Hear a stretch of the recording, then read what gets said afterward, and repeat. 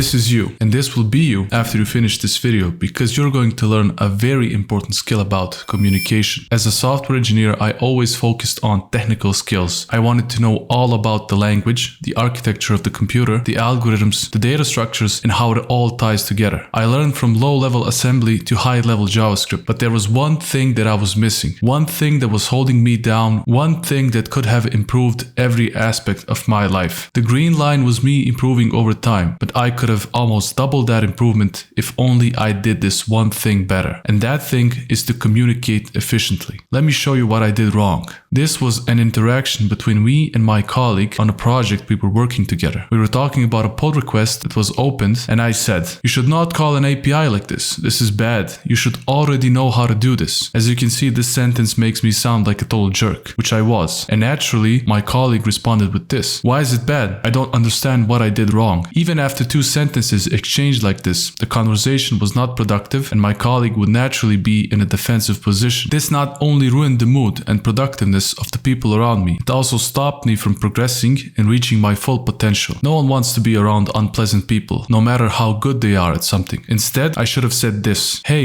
great job on the pull request. Do you think there's an alternative way to call this API? Maybe we should abstract the call and use the networking solution we've already implemented throughout the project." This is a much better way to respond. I first acknowledged the work they've put in and then gave them feedback. You should always give people words of praise before giving them feedback, because it will make the person you're talking to much more receptive to what you're gonna say next. And my colleague would have responded with this: "Oh yeah, great suggestion. Maybe we could create a custom hook with a use API call and then add it where we need to." Comparing these two exchanges is like night and day. The first one was hostile and destined to create animosity between you and the people you interact with. And the second one is the polar opposite. You come off as competent, friendly, and ready to help the people in your team. So let's recap. No matter how good you are at something, if you fail to communicate, it's all for nothing. Bad communication creates a stressful and unproductive environment. Bad communication gives you less opportunities in life to progress and better yourself. On the opposite, there's good communication, and good communication amplifies whatever you do. Good communication creates a productive and friendly environment, and good communication gives you more opportunities to grow and learn